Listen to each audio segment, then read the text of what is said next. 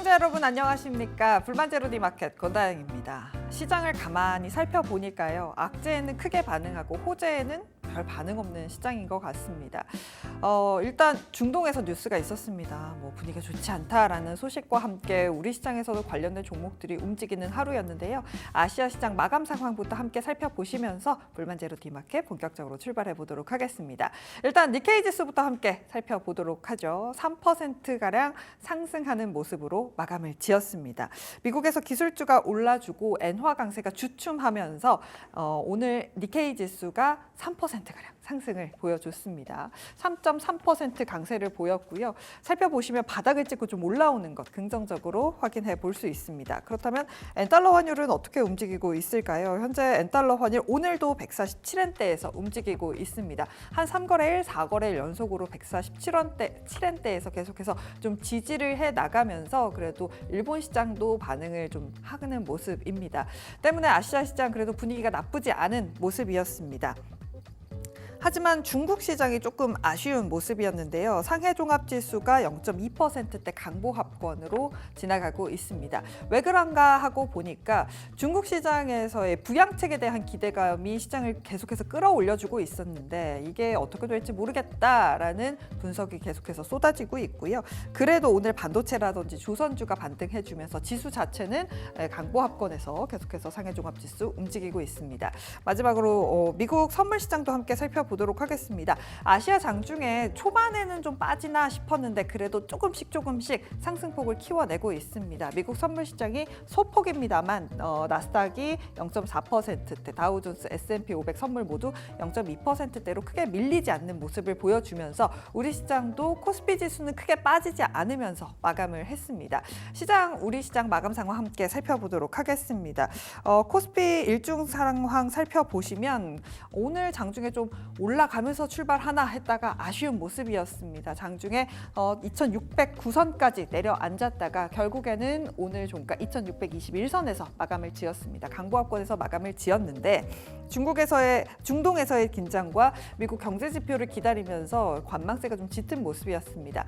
하지만 코스닥 지수가 좀 많이 빠지는 모습이었습니다. 코스닥 지수 같은 경우는 1% 넘게 하락하면서 마감을 지었는데요. 오늘 바이오라든지 게임주, 화장품주들이 하락을 하는 모습이었습니다. 코스닥 지수도 함께 확인을 해보시면요. 1%대 하락으로 764선에서 마감을 지으면서 조금은 아쉬운 모습이었습니다. 수급도 함께 살펴보도록 하겠습니다. 외국인이 선물 시장에서 5거래일 만에 장중에 좀 매수를 보여주는 모습이었는데요. 막판으로 갈수록 그래도 이 매수 규모 지켜냈습니다. 2,700억 원대 매수를 보였고요. 코스피 시장에서 외국인이 오후장 들어서 큰 방향을 잡지 않더니 그래도 1,300억 원대 매수, 삼성전자라든지 SK하이닉스를 중심으로 대형 전기전자 업종 사주는 모습이었고요. 코스닥 시장에서는 오늘 1,700억 원대 매도를 보이면서 시장을 좀 끌어내린 모습이었습니다.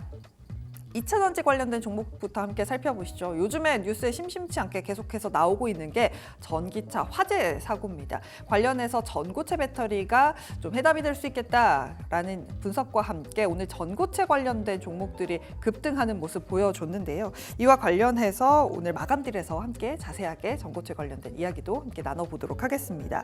방산 관련된 종목들도 오늘도 좀 변동성을 보여주는 하루였습니다. 중동에서 10일부터 진짜 맞붙는다라는 분석이 나오면서 WTI가 튀었고 우리나라 시장에서도 오늘 현대로템 같은 종목들 신고가를 기록하는 모습이었죠. 스페코가 7%, 현대로템도 7%, 캔코아 에어로스페이스, 풍산, 한국항공우주 같은 종목들이 일제히 오늘 상승으로 마감 짓는 하루였습니다.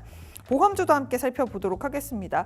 실적 발표를 앞두고 있습니다. 보험주들 오늘 좀 훈풍을 받아가는 모습이었는데요. 과연 실적이 어떨지는 좀 확인을 해봐야겠습니다만 DB손해보험이 4%대, 현대해상, 삼성화재, 삼성생명까지 손해보험주, 생명주 할 것 없이 오늘 빨간불을 켜낸 하루였습니다. 마지막으로 미용기기 관련해서는 오늘 좀 하락세가 연출이 됐습니다. 클래시스라든지 보톡스 관련된 종목들도 좀 하락을 했는데요. 메디톡스에 대해서 밸류에이션이 불확실하다라면서 대신증권에서 목표가를 19%가량 낮춰잡는 모습이었습니다. 오늘 메디톡스가 5%대, 클래시스도 5%, 하이로닉, 휴메딕스 같은 종목들 일제히 좀 하락을 했고요. 미용기기 관련된 종목들, 바이오 관련된 종목들 일제히 좀 쉬어가는 하루였습니다. 상승을 하나 싶지만 생각보다 시장 방향성이 많이 없습니다. 섹터를 잘 골라내야겠다라는 생각이 드는 하루였습니다. 지금까지 앵커의 마켓뷰였습니다.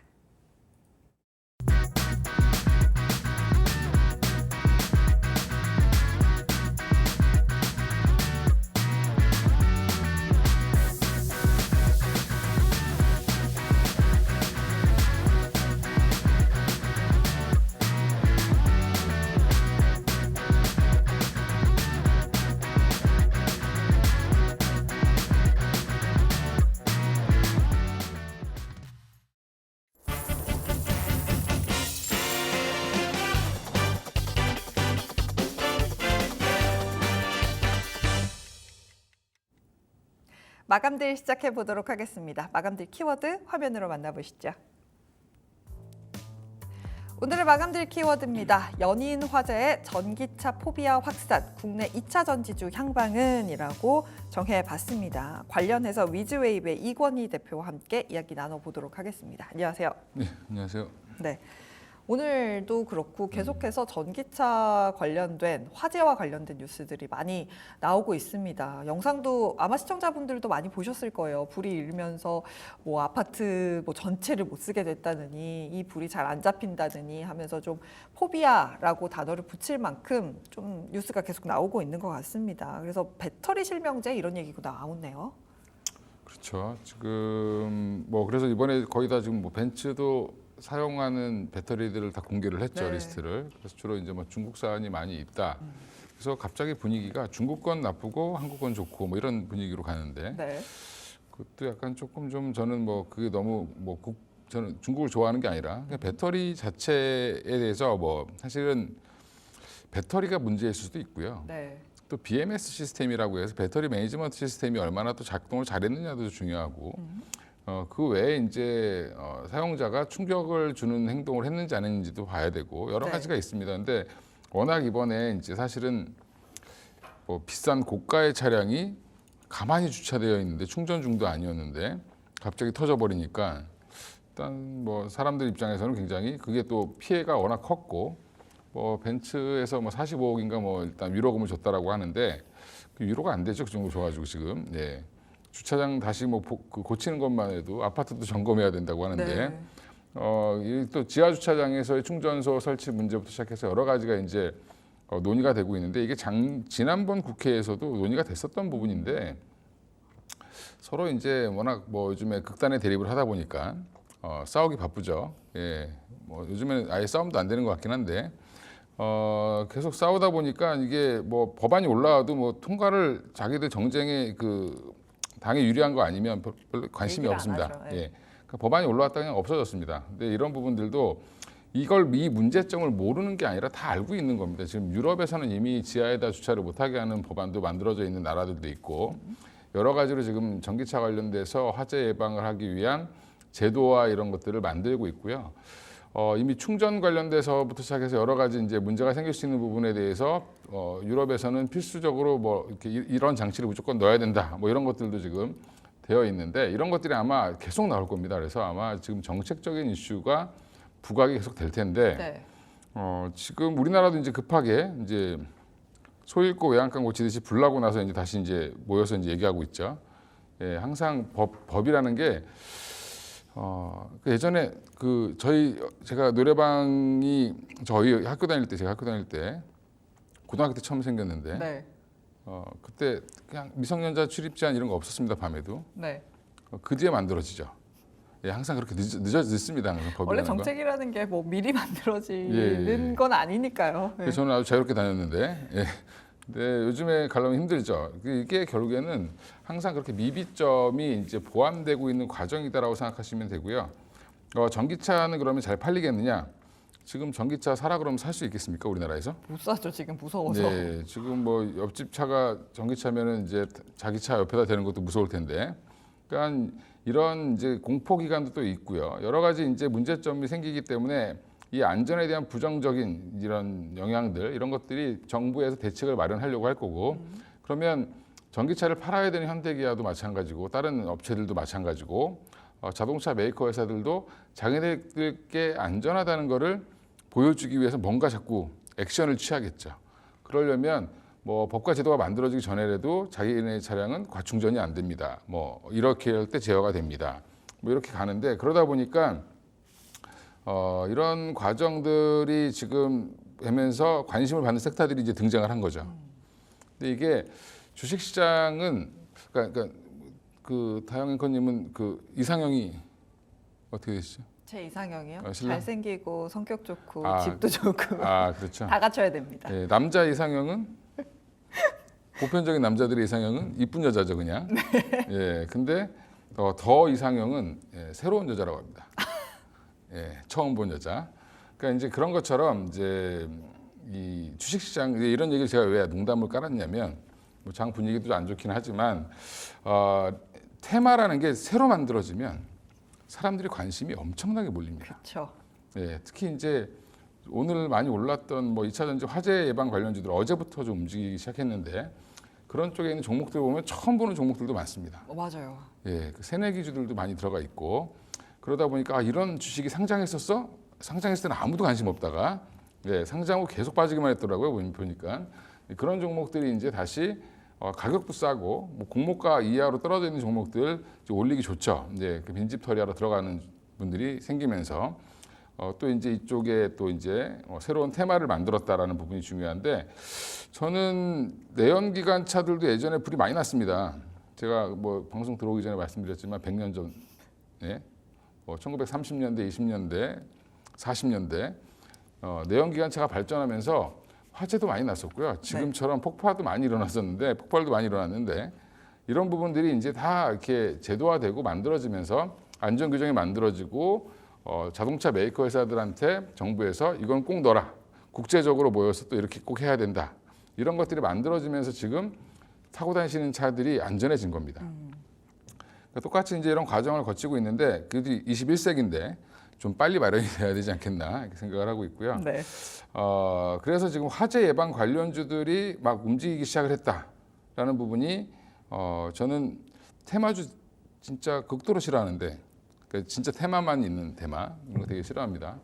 근데 최근에 보면 전쟁 관련주들 생각보다 빨리 안 움직이죠. 흥하해온 오늘 뭐 굉장히 올라갈 것 같으니 한 3, 4% 움직이다가 도로 빠져버리죠. 그게 왜 테마가 이렇게 약하냐면 너무 많이 써먹어서 그렇습니다. 손을 너무 많이 탔죠. 네, 손을 너무 많이 탔고 물려있는 사람들도 많고 그러다 보니까 좀만 올라오면 팔고 이러니까 이게 사실은 좀 지저분해졌다. 그래서 항상 새로운 걸 좋아하는 겁니다. 근데 지금 새롭게 등장한 화재 예방 관련주들 보면 이 뭐 보면 이닉스 뭐 그리드 위주가 대장인 것 같은데 최근에 움직이는 거 보면 네. 그리드 위주 보면 여기에 뭐 필수 부품 얘네가 만들고 있는 부품을 넣으면 굉장히 좋아진다. 뭐 이런 이제 기사가 나오면서 갑자기 어제 상한가를 가버렸죠. 네, 불붙기 시작했죠. 예, 그래서 이게 이제 대장 역할을 지금 하고 있는 중이고요. 그러고 나서 이제 뭐 그 외에 뭐 이닉스, 뭐 3기 EV, 기존 뭐 민테크, 나노팀, 뭐 한빛레이저 이거 내용을 보면 되게 다양합니다. 한빛레이저는 내용이 더 웃겼는데 이게 배터리가 어디 건지 모르니까 레이저로 이름을 써야 된다 이런 거거든요. 사실은 정확히 얘기하면 그게 과연 기술인가? 뭐 이런 생각도 들긴 하는데 그래도 좀 따라서 올라왔고요. 나노팀 같은 경우 방열판 이런 거 만드는 회사다라고 하니까 방열판 꼭 넣어야 돼라고 이제 정부에서 뭐 만들어지면 수혜겠죠, 당연히. 그렇죠. 그리고 이제 그 외에 뭐 엠젠 솔루션 같은 회사도 있는데 600억대 좀 작은 회사인데 이 회사는 좀 움직임이 없는 이유가 너무 작아서 그렇습니다. 근데 이 회사는 충전소에 기가 막히게 또 이제 소방 설비 이런 것도 하는 회사인데 그 전기차 충전소 위에다가 아예 소화기를 아예 의무적으로 달아놓는 거죠. 네. 만약에 이상이 발생되면 그냥 거기서 그냥 바로 확 쏴버리게. 이렇게 지금 이제 뭐 그런 것도 내놨다고 하는데 그렇게 빨리 개발을 미리 하셨는지 모르겠는데 그런 것도 나오고 있고요. 또 이제 뭐 신진 SM 뭐 그다음에 뭐 GI텍 여러 종목들이 계속 등장을 합니다. 네.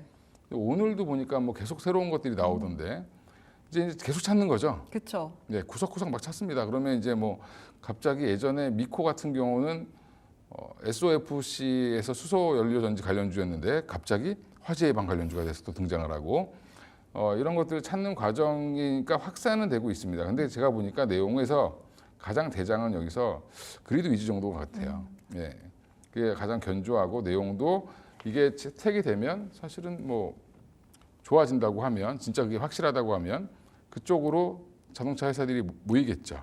예, 그러면 단가가 얼마 되지 않더라도 물량이 많아지면 의무화가 된다는 거는 나중에 돈 벌 거에 대한 기대가 더 커지기 때문에 주가는 좋아질 겁니다. 근데 이 회사 재밌는 게 네.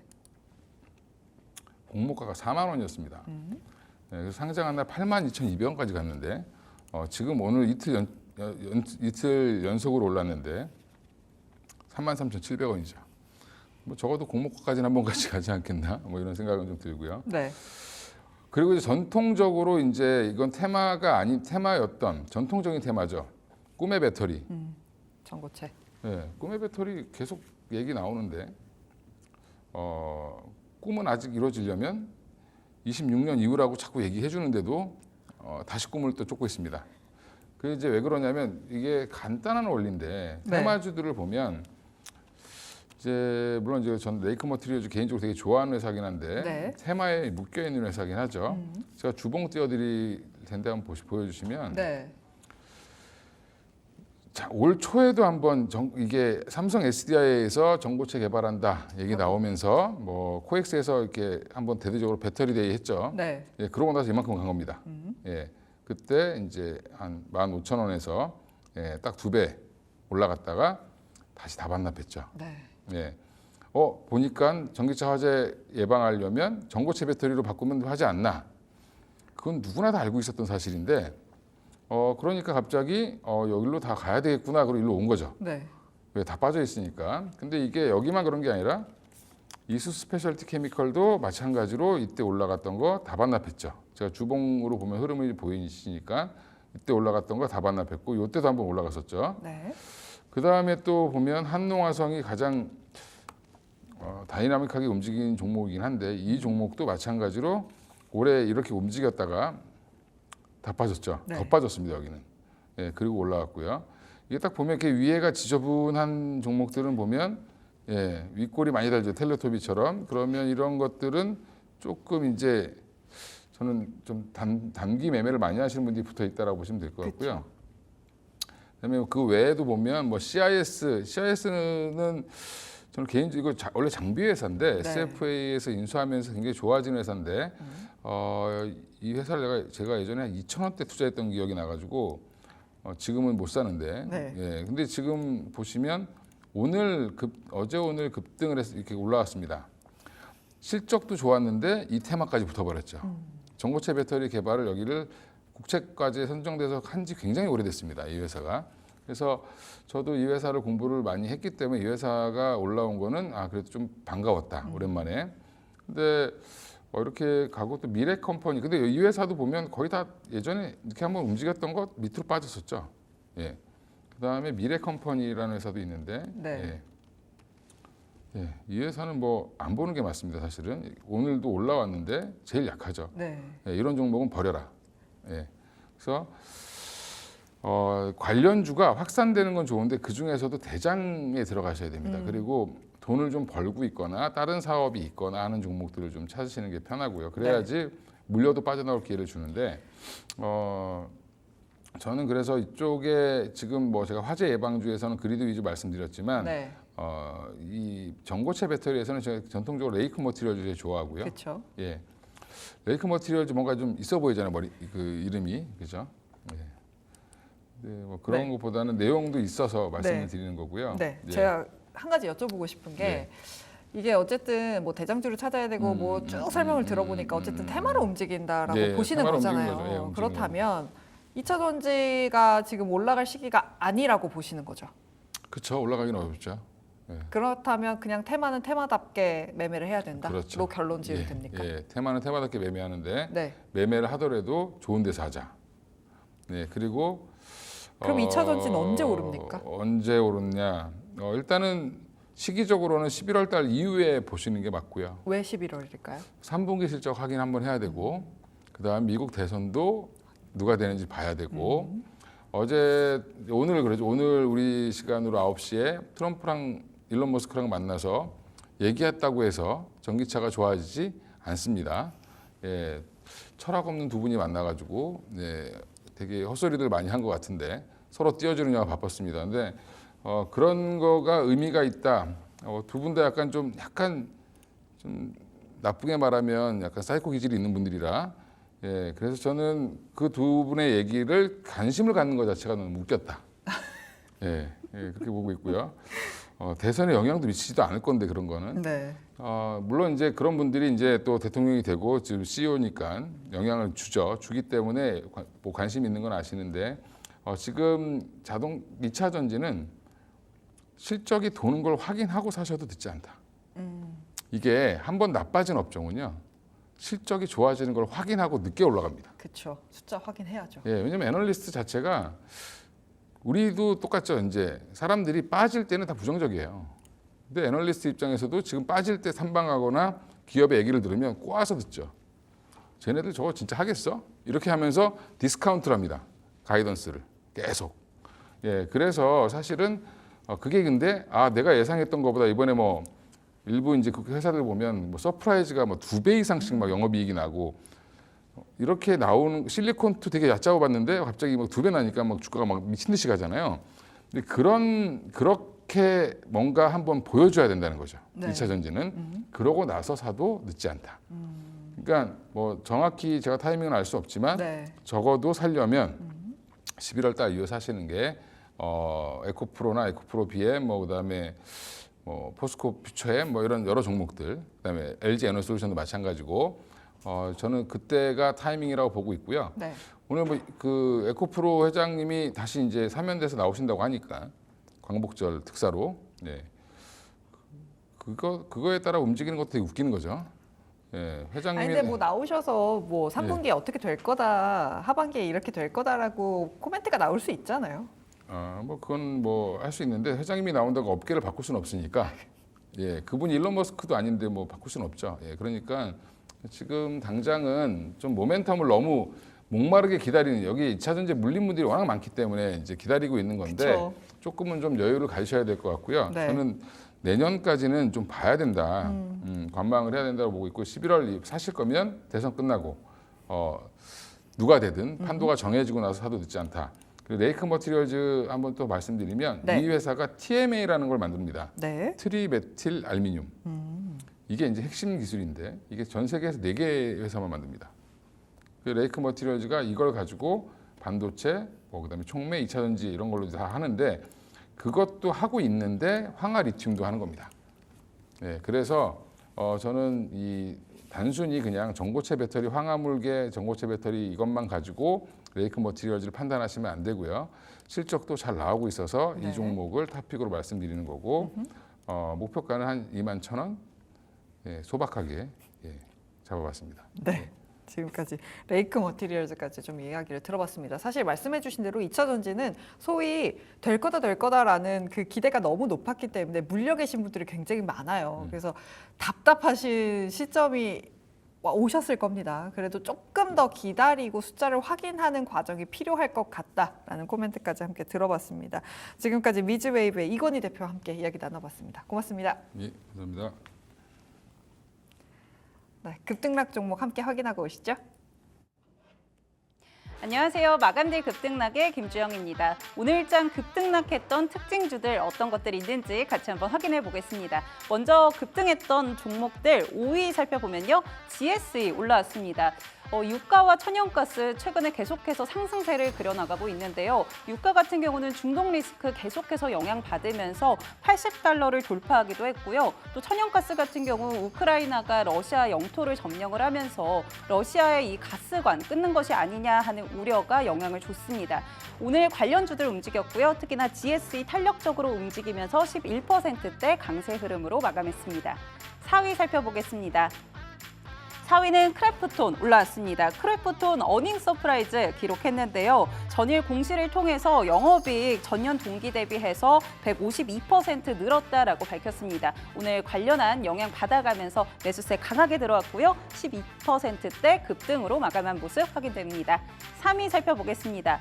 캡스톤 파트너스 올라왔는데요. 캡스톤 파트너스 같은 경우 당근의 밸류 평가 영향을 받아갔습니다. 이 당근 같은 경우 당초에 80억 밸류로 평가를 받았었는데 최근에는 3조의 기업 가치를 인정받았다라는 이야기들이 나왔고요. 이 영향으로 이 주식까지 품귀 현상 일으키면서 관련해서 기대감이 부각됐던 모습입니다.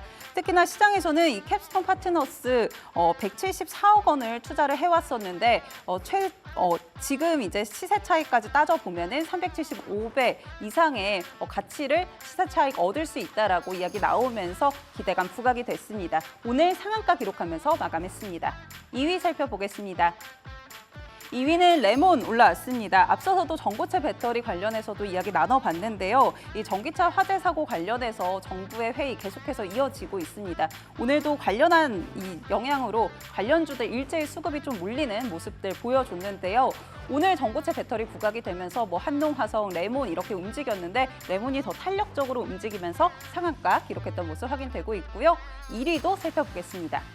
1위는 YM텍 올라왔습니다. 역시나 전기차 화재 관련해서 부각이 됐었고요. YM텍 같은 경우 장 초반부터 상한가 기록을 했다가 상승폭 조금 줄이는 모습 보였지만 오후장 다시 탄력 받으면서 상한가로 마감을 했습니다. 배터리 과충전을 방지할 수 있는 이 양방향 고전압 릴레이 개발했다라는 소식 전해지면서 기대감이 모아졌고요. 오늘 상한가 기록했던 모습 확인되고 있습니다. 그렇다면 오늘 하락했던 종목들 어떤 것들인지 확인해 보겠습니다. 5위 살펴보면요. 오늘 진 매트릭스 올라왔습니다. 그동안 이 진단키트 관련주들 계속해서 강세 흐름을 이어갔는데요. 오늘은 잠시 쉬어가는 모습이었습니다. 휴마시스, 시젠, 녹십자, MS 등 최근에 진단키트 관련해서 계속 부각받았던 종목들 일제 약세로 마감을 했고요. 특히나 진 매트릭스 같은 경우 매도세 강하게 받으면서 오늘 10% 넘게 하락으로 마감했습니다. 4위 살펴보겠습니다. 4위는 신풍제약 올라왔습니다. 어제 급등 종목에서 정리를 해드렸었는데요. 금요일 공시를 통해서 이 뇌졸중 치료제 임상 3상 시험 계획 식약처에 신청했다라고 이야기 나오면서 기대감이 반영이 됐었습니다. 급등했던 만큼 오늘 차익 실현 매물 나오면서 급락했던 모습이고요. 11.5% 하락으로 마감했습니다. 3위 살펴보겠습니다. 한컴 라이프케어 올라왔습니다. 전일장 전기차 화재 관련해서 부각받았던 종목인데요. 오늘 같은 경우 차익 실현 매물 나오면서 13.3%대 급락했던 모습 확인되고 있습니다. 2위 살펴보겠습니다. 2위는 코스맥스 올라왔습니다. 오늘 화장품주들 전반적으로 좀 부진한 모습들 보여줬습니다. 코스맥스를 포함해서 VT, CNC 인터내셔널 일제히 약세 흐름을 좀 이어갔는데요. 특히 코스맥스 같은 경우 좀 자세히 살펴보면은 영업이익이 이 시장 기대치를 18% 하회하면서 영향 받아갔고요. 특히나 이 중국 측 매출 부진이 영향을 줬다라는 분석입니다. 오늘 매도세 나오면서 14%대 급락한 모습입니다. 1위도 살펴보겠습니다. 1위 역시나 화장품주들 잉그루드랩 올라왔습니다. 역시나 실적 영향 받아갔는데요. 잉그루드랩 같은 경우 2분기 영업이익 전년 동기 대비해서 30% 이상 감소를 한 수치 공개를 하면서 오늘 매도세가 이어졌고요. 22%대 급락으로 마감했던 모습 확인되고 있습니다. 오늘장 특징주들 정리해드렸고요. 남은 장외 시간도 저희 불만대로 디마켓과 함께 전략 챙겨보시죠.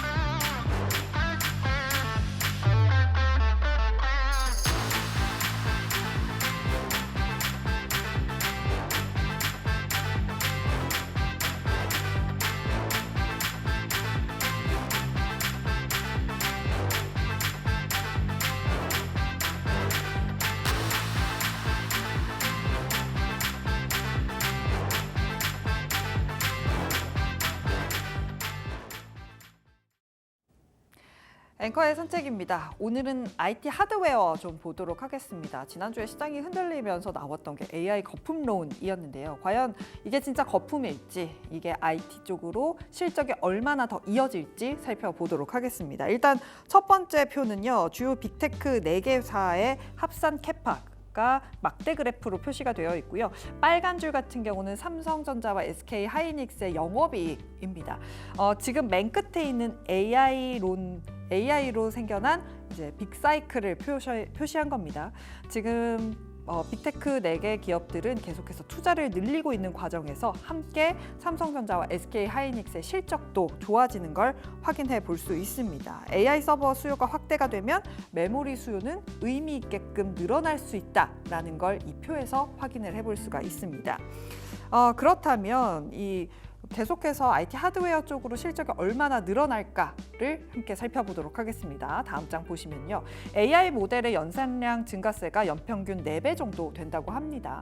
기술적으로는 4배가 늘어야 하는데 하드웨어 쪽에서는 연평균 1.3배밖에 늘어나지 않는다고 합니다. 그렇기 때문에 IT 하드웨어에 대한 수요가 계속해서 늘어날 수밖에 없다라고 해석을 할 수 있겠죠.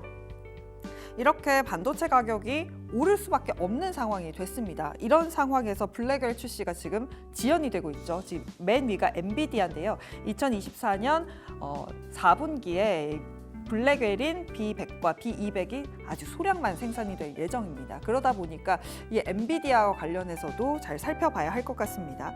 블랙웰이 공개는 됐는데 출시가 지연이 됐고 AMD에서도 지금 공개를 앞두고 있는 것들이 있습니다. 이렇게 된다면 AI 투자 효율 극대화와 엔비디아의 블랙웰 출시 지연으로 엔비디아에 대한 의존도를 낮추고 좀 다변화를 할 수 있다라는 분석도 나오고 있습니다. 이번에 애플이 그랬죠. 애플에서 구글의 TPU를 채택을 했고 마이크로소프트도 AMD 거를 쓰게 되는 걸 보면 이제 단순히 엔비디아만 다 독점하는 시장이 아닐 것이다. 이렇게 다변화가 된다면 거기서도 투자 포인트를 얻어야 한다라는 증권사의 시각도 있었습니다. 이번 사이클에서 반도체 업종의 주요 화두는 사실 HMB였습니다.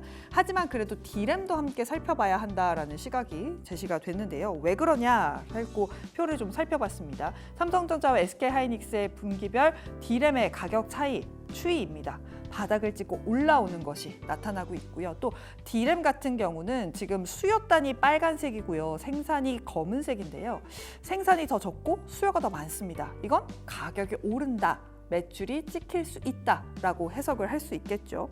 서버 D램 수요는 계속해서 늘어날 거고 상반기 대비 하반기로 가면 갈수록 D램에 대해서도 더 집중을 해야 한다라는 분석들이 나오고 있습니다.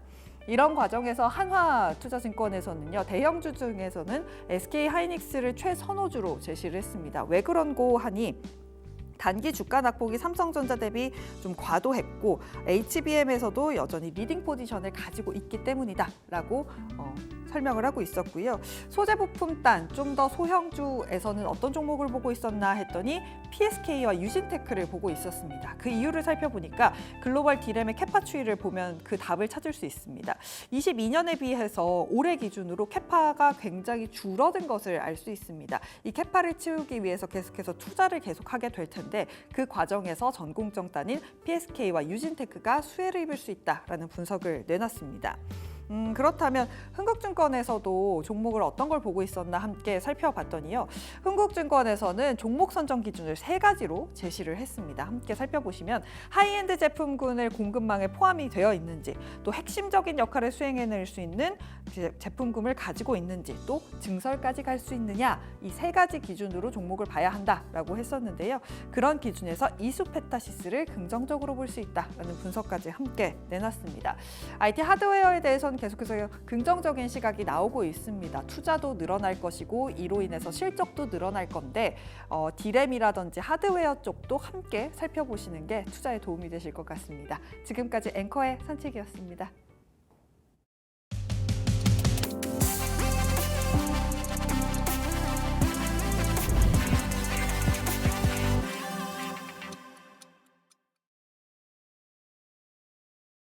오늘의 타임어택으로 이어가도록 하겠습니다. 오늘은 글로원 파트너스의 이성웅 이사와 함께 하도록 하죠. 안녕하세요.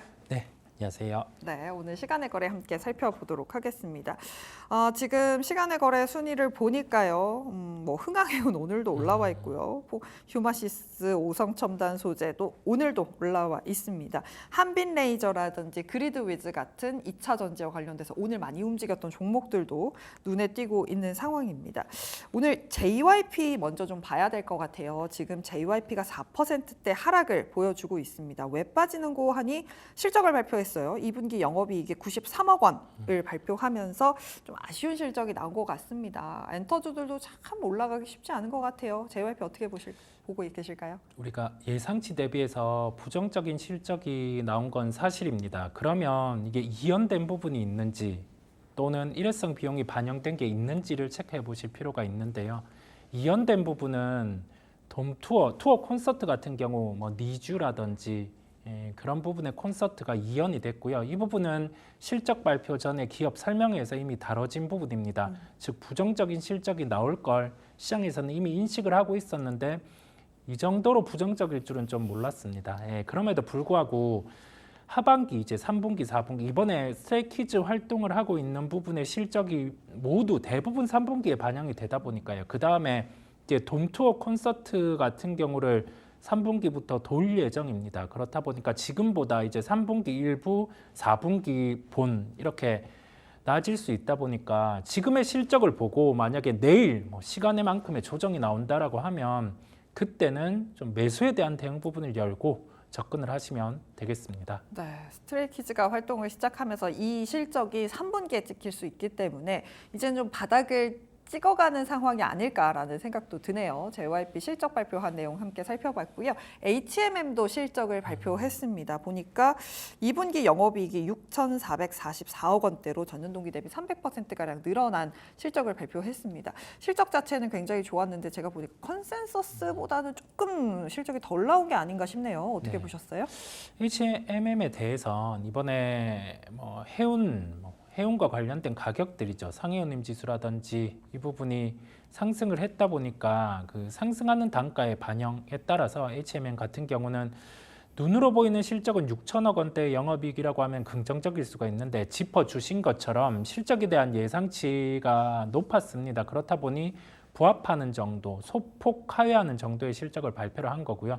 그렇다 보니까 현 상황에서 우리가 주식시장은 매일 열려요. 실적 같은 경우는 저번 분기의 실적입니다. 상해운임 지수 같은 경우는 고점 대비해서 꺾여 내려왔죠. 그렇다 보니까 주가의 반응 같은 경우는 여기에서 반등이 강하게 나타나기보다 좀 제한적인 상승 흐름 또는 뭐 여기에서 변동성을 줄이는 흐름 정도로 나타날 것으로 보입니다. 네, HMM이 실적 발표하면서 시간외에서 움직이고 있는데요. 이 부분 좀 들어봤습니다. 지금 시간외 거래에서 거래량도 1등이고 거래 대금도 가장 많이 쏠리는 게 탱크웨어 글로벌이라는 종목입니다. 지금 상장한 지 며칠 안 된 종목이고 무슨 금융 솔루션 이런 걸 다루는 기업 같아요. 네. 이거 왜 움직이는 걸까요? 특별한 이유는 없습니다. 신규주 같은 경우가 신규주 같은 경우가 보통 오늘은 어제 저가를 깨기도 했어요.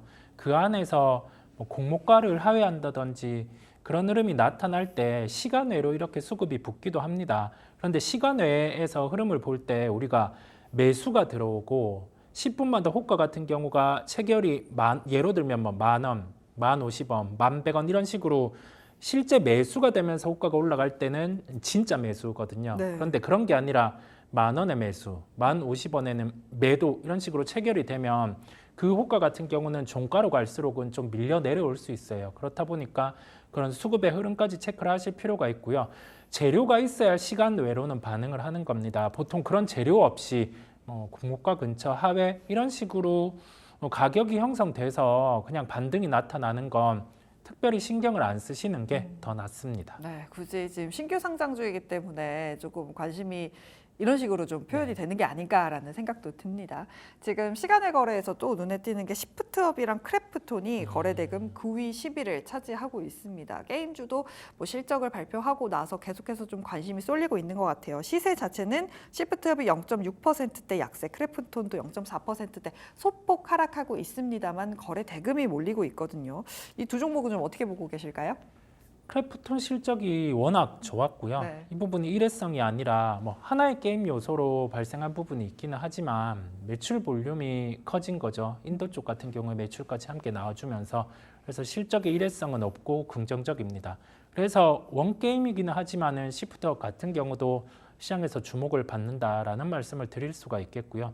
지금부터 살펴볼 건 크래프톤의 주가 추이는 긍정입니다. 여기서 일부 조정이 나타날 수 있지만 이와 유사하게 신작 게임을 출시하는 기업들 같은 경우는 그 스케줄에 따라서 긍정적인 영향을 받을 수가 있겠고 데브 대부 시스터즈의 쿠키런 같은 경우가 이제 인도 시장에 개척을 위해서 크래프톤과 협업을 해서 진행을 할 예정입니다. 그러면 향후에 여기에 대한 성과를 보여준다라고 하면은 대부 시스터즈 같은 경우도 긍정적으로 흘러갈 수 있음을 열어둡니다. 네, 확실히 게임주들은 IP 하나가 잘 좀 구축이 되는 게 진짜 중요하다라는 걸 요즘의 게임주를 보면서 많이 느끼고 있습니다.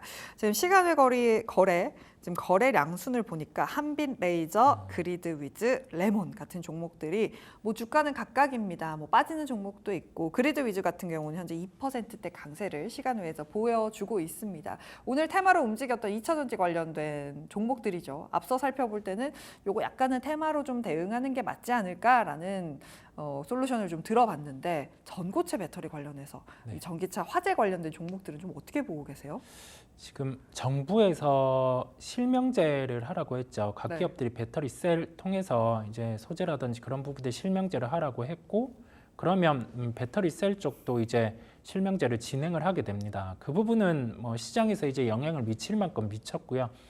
전고체 배터리로 넘어간다는 건 넘어가면 긍정인데 지금 단가로 상용화를 한다라고 하면은 프리미엄 전기차의 정도밖에 쓰이지를 못하고 아직 수율 같은 경우가 잡혀진 상황이 아닙니다. 상용화는 한 내년 정도의 진행 목표로 하고 있고요. 그래서 종목들의 반응들은 이와 같이 전고체가 이슈될 수 있을 때는 반응이 나타날 수 있는데 상승은 좀 제한적일 수 있어요. 그래서 그 부분을 염두에 두고 바라보시면 되겠습니다. 네, 확실히 시장이 좀 급락을 했다가 올라오는 과정에서 사실 2차 전지 같은 경우는 소위 물린 분들도 많고 수급이 빈집인 경우도 많아서 이렇게 좀 빠르게 움직이는 상황이 되는 것 같습니다.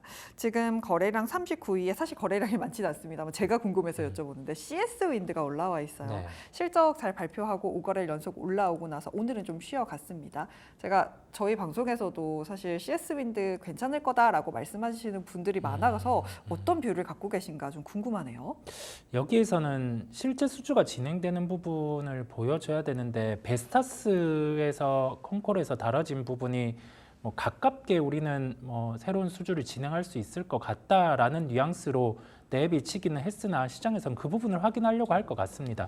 부정적인 부분은 없습니다. 다만 주가가 단기적으로 상승했기 때문에 뭐 조정이 나타날 수도 있는데 오늘 뭐 다른 풍력주들, 뭐 국내 풍력 위주로 하는 기업들 같은 경우에 실적이 긍정적으로 나왔어요. 동국 SNC라든지 이런 기업들의 실적을 봤을 땐 그래도 업황이 나아질 수 있는 가능성을 내비치고 있고 국내 풍력 쪽을 주력하는 기업들보다 해외 풍력 쪽에서 수주를 걷어갈 수 있는 기업들, 지금처럼 CS 윈드, CS 베어링 이쪽 위주로 보시면 그래도 성과는 괜찮게 거둘 수가 있겠습니다. 확실히 사실 우리나라에서 풍력을 설치할 만한 곳이 상대적으로 적잖아요. 유럽이라든지 중국 쪽에서 이 풍력에 대한 그런 니즈가 훨씬 더 많기 때문에 수출이 나오는 딴에 대한 기대감 함께 말씀을 해주셨습니다. 지금까지 시간의 거래 함께 살펴봤습니다. 글로벌 파트너스의 이성웅 이사였습니다. 오늘 이야기 잘 들었습니다.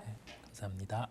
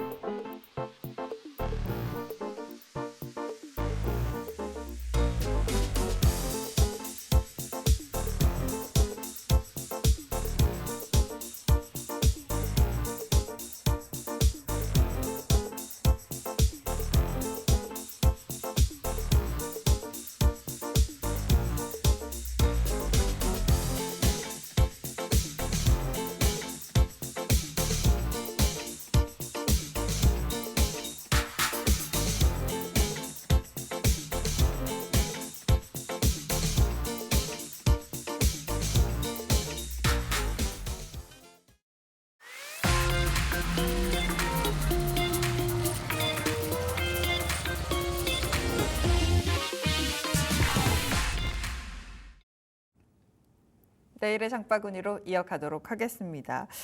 오늘은 GL스토리의 박창윤 대표와 함께 하죠. 안녕하세요. 네, 안녕하세요. 네, 오늘 내일의 장바구니는 처음 출연하셨어요. 네, 내일은 맞아요. 뭐 보면 좋을까요? 내일 뭐 봐야 될까요? 사실 시장이 워낙 힘들고 어렵다 보니까 많은 분들이 고민이 깊어질 수밖에 없는 것 같습니다. 그러다 보니까 최근에 시장에서는 어느 정도 테마, 그러니까 코로나 테마나 일부 오늘 같은 경우에도 지정학적 리스크가 불거질 때마다 항상 공식이죠. 에너지 관련 종목이나 중소형 방산주들 중심으로 시장에서 수급이 쏠리는 모습이 나타나고 있는데요. 오늘 제가 주목하고 있는 이슈는 결국은 이제 방산 쪽으로 좀 살펴보려고 합니다. 네. 특히나 이제 이란이 이스라엘을 24시간 이내에 공격을 할 수 있다. 이와 관련된 가능성이 보도가 된 이후에 전면전 확전에 대한 우려까지도 지금 커지고 있는 만큼 그와 관련된 내용과 그리고 지금 시장에서 지금 나오고 있는 반응이 나오고 있는 종목들 중심으로 빠르게 좀 체크를 해보려고 합니다. 네. 방산주 같은 경우는 사실 말씀해 주신 대로 시장이 급락하고 나서 올라올 때 또 잘 올라오는 섹터 중에 하나이기도 한데 여기에 지정학적 리스크까지 붙으면서 지금 종목들이 움직이고 있습니다. 현대로템 같은 경우는 오늘 52주 신고가 다시 쓴 걸로 알고 있는데 방산주가 사실 방위산업과 관련해서 저는 개인적으로는 실적으로 좀 보고 싶거든요. 개인적으로는. 그렇죠.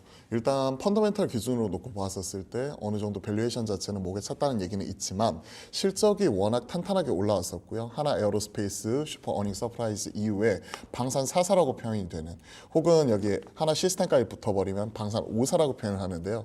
그와 관련된 종목들이 모두 다 어닝 서프라이즈를 모두 기록을 했습니다. 그만큼 탄탄한 실적 베이스가 2분기에도 지금 기록을 한 걸 숫자로서 확인을 하였고 그리고 하반기에도 이런 부분이 꾸준히 이어질 수가 있는 부분이니까 확실히 우리가 숫자로서 이런 부분이 충분히 증명이 가능할 것 같습니다.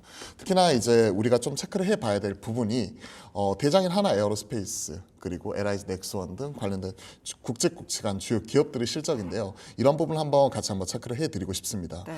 일단 관련된 내용부터 먼저 한번 체크를 해드리면 실적 기준으로 보면 하나 에어로스페이스가 2분기에 매출액 2조 7,860억 그러니까 2.7조에 영업이익 3,588억을 기록을 했거든요. 이게 전년비 무려 356% 4배 이상 급성장한 부분 이런 부분이 같이 나타났었고 수주 잔고 베이스로 1분기 기준이 29조였으니까 사실 현 시점에서는 30조 원이 훌쩍 넘어가는 상황 이런 부분을 생각을 해놓고 본다면 추가적으로 이에 따른 하반기 실적에 대한 개선 가시성 이런 부분이 상당히 높고요. 이번에 우리가 폴란드 K9 자주포뿐만이 아니라 천궁 관련된 수출 자체를 숫자로서 확인하는 부분 같이 나타났었죠. 이와 함께 지금 레드백 장갑차뿐만이 아니라 루마니아 관련된 수주 일정도 진행 중에 있기 때문에 하반기 충분히 우리가 기대해 볼 수가 있을 것 같습니다. 두 번째로 체크해 봐야 될 게 현대로템이었죠. 네. 현대로템도 2분기에 매출 1조 945억에 영업이익 기준으로 1,127억을 기록을 했는데 작년 2분기가 670억대였기 때문에 작년 대비해서도 무려 67% 이상의 고성장 이런 부분 자체를 기록을 했다는 것 눈으로 확인할 수가 있었고요. LIG 넥스원이 지금 한 전년에 한 402억 정도 영업이익을 기록했는데 이번에 491억 기록을 하면서 전년비 22% 정도 성장 이런 것들도 상당히 고무적이었고 특히 눈에 띄었던 게 한국항공우주였거든요. 사실 그동안에 방산 4사 중에서 유독 못 갔었던 종목이었거든요.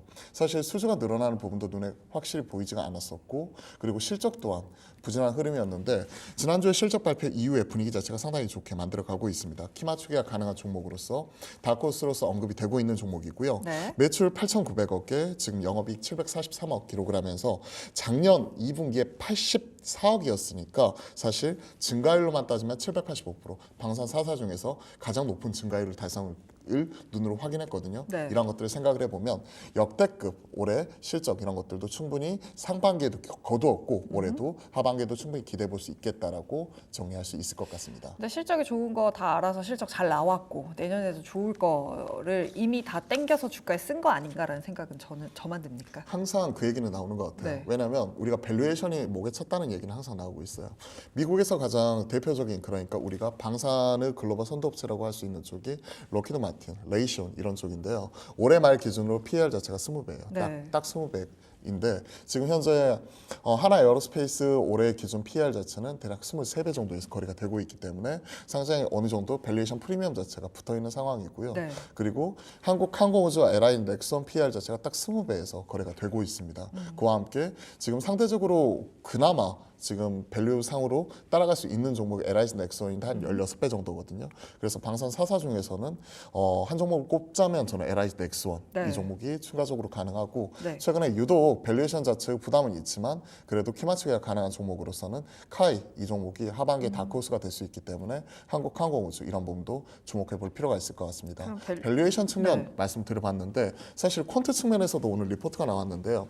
올해 지금 한 달 사이에 지금 코스피가 11% 빠졌거든요. 그때 이제 코스피가 급락하고 나서 어느 정도 올라갔었을 때 항상 가장 강하게 올라오는 쪽 첫선에 꼽히는 게 방산 그리고 바이오 뭐 이런 종목들 그리고 뭐 엔터 쪽도 꼽히더라고요. 그쵸. 그런 것들을 생각을 해놓고 본다면 방산이 밸류에이션 부담 자체는 있지만 그래도 현 시점에서 숫자로서 미들맨 역할을 하고 있는 부분과 올해 기준으로서는 밸류에이션 이런 부분이 찼지만 내년 내후년 이런 부분 탄탄한 수주 잔고를 바탕으로 이제 피크아웃에 대한 우려 이런 부분 뒤로 하고 올라갈 수 있는 것들을 생각을 해놓고 본다면 나쁘지 않은 선택지라고 생각을 하고 있습니다. 네, 방산 4사에 대한 이야기를 좀 들어봤습니다. 근데 이 4개사를 제외하고 나서 사실 우리가 방산주가 테마로 움직여 했을 때 네. 빅텍, 퍼스텍 뭐 이런 종목들이 사실은 오늘도 움직였단 말이죠. 네, 그렇죠. 좀 이 4개 종목과 결을 다르게 봐야 할 것 같은데 중소형 방산주는 테마로 보는 게 맞을까요? 테마로 보는 게 좋을 것 같아요. 오늘도 보시면요. 급등 장 초반에 갭으로 상승한 이후에 어느 정도 이제 고가를 10시 이전에 형성을 했고요. 그리고 나서 바로 여지없이 좀 하락하는 모습이 좀 같이 포착이 되기도 했습니다. 그러면서 이제 그 뭐 시초가 그리고 10시 이전에 고가를 형성한 이후에 음봉 전환했다든지 아니면 스페코 같은 경우도 7.4% 상승을 하긴 했지만 윗꼬리가 세게 달리면서 어느 정도 상승폭을 상당 부분 반납한 부분 생각을 해놓고 본다면 네. 어느 정도 테마성으로 접근하는 게 맞는 것 같아요. 특히나 이제 중동 후 지정학적 리스크가 고조가 되고 있죠. 이란이 이스라엘 공격 임박했다. 뭐 24시간 이내에 이런 부분 침략을 할 수가 있는 부분이고 뭐 전면전 가능성까지 얘기하고 있기 때문에 위기 상황이 사실 전쟁이 벌어지고 나잖아요. 그러면 불확실성 해소라고 오히려 이런 종목들은 많이 빠져요. 근데 이런 우려감이 있었을 때 항상 주가는 가장 강하게 튀어 올라오잖아요. 딱 그런 모습이 같이 나타났기 때문에 앞에서 말씀드렸던 방산 4사와 지금 말씀드렸던 빅텍, 휴니드, 스페코, 퍼스텍 마침 딱 4사네요. 네. 이런 중소형 4사하고는 완전히 결을 달리하는 가운데 아예 따로 떼어놓고 보시는 게 좋을 것 네, 같습니다. 같은 방산주라고 해서 같은 투자 전략을 가져갈 수는 없다는 점 정리를 해드릴 수 있을 것 같습니다. 오늘 방산주들도 움직였고 사실 간밤에 WTI가 많이 움직였습니다. 이 중동발 불안이 계속해서 이어지고 있는 상황에서 뭐 석유 관련주라든지 뭐 이런 종목들도 좀 움직였던 걸로 알고 있는데 이런 쪽은 중동 리스크와 함께 앞으로 어떻게 갈 것 같으세요? 어제 이런 중동 지정학적 리스크가 불거지고 나서 WTI 기준으로 유가가 4.2%나 급등을 하면서 80불을 재차 넘어서는 모습이 나타났었죠. 그런 모습이 나타났기 때문에 당연히 SOL이나 GS 같은 이런 에너지 관련, 석유 관련된 종목들도 움직이긴 하지만 네. 현실적으로는 흥구석유, 한국석유 그리고 뭐 GSE나 중앙에너비스 같은 이러한 그 에너지 관련된 종목들이 1차적으로 가장 먼저 움직이고요. 이쪽이 올라오게 되면 또 이제 지정학적 리스크가 불거질 때 또 공식이죠. 다음 같이 따라가는 게 해운, KSS 해운이나 흥하해운 같이 이런 중소형 해운사들이 같이 따라 올라갑니다. 그러면서 또 이제 이런 것들이 한 단계 더 나아가게 되면 앞에서 말씀드렸던 중소형 방산주나 대형 방산주들 이런 식으로 또 순환매가 돌아가면서 시장에서 나타나고 있는 수혜주 찾기가 나타나고 있기 때문에 네. 시장에서는 갈 곳 잃은 자금의 수급이 갑자기 이쪽으로 쏠렸다가 유입이 되었다가 또 유출이 되는 과정 속에서 나타나고 있는 급등락이라고 해석을 하시는 게 좋을 것 같고요. 네. 앞에서 말씀 주셨던 뭐 이러한 부분 같은 경우에는 시장이 워낙 오늘 또 급락이 나타났었잖아요. 코스닥 기준으로 지금 1% 넘게 그리고 1000종목이 넘게 빠졌는데 이러한 상황 속에서 갈 곳 잃은 자금이 또 이런 테마성으로 좀 수급이 쏠렸다라고 보시는 게 좋을 것 같습니다. 근데 연속성은 항상 떨어지더라고요. 이런 쪽이. 네, 확실히 제가 요즘 오늘 시장을 보면서 느꼈던 거는 이거 손 빠른 사람 아니면 정말 수익 보기 너무 어려운 시장이다라는 생각이 들어요. 시장이 빠지면서 빠르게 테마 쪽으로 수급이 막 몰리면서 시세는 나는데 내가 이걸 못 따라가면 사실 내 수익이 아닌 거잖아요. 그렇죠. 손 빠르게 들어갔다가 또 발 빠르게 도망쳐 나와야 됩니다. 근데 제가 몸이 상당히 무겁거든요. 그래서 손 빠르게 들어갈 수는 있는데 네. 발 빠르게 도망쳐 나오지는 못하더라고요. 그러다- 그래서 저는 이건 제 영역이 아니다 하고 포기를 했습니다. 네, 맞습니다. 사실 네. 이게 대응이 안 되는 상황이라면 사실 손대지 않는 게 맞죠. 네. 그렇습니다. 그럼 방산주 계속해서 좀 정리를 해보도록 하겠습니다. 아까 제가 들으면서 한 가지 질문이 생각났던 게 어쨌든 수주 잔고를 채워놓기는 했는데 PR이 지금 뭐 어느 정도 올라와 있고 그렇다면 지금 현대로템 같은 경우는 신고가를 쓴 상황에서 조정을 좀 기다려야 되는 상황인 것 같아요. 맞을까요? 어느 정도 이제 신고가 나가 있는 종목들 이렇게 생각을 하시면 좋을 것 같아요. 최근에 신용잔고가 시장에서 이제 기존 고점이 한 19조 5천억 정도였거든요. 그게 17조 1천억까지 떨어졌어요.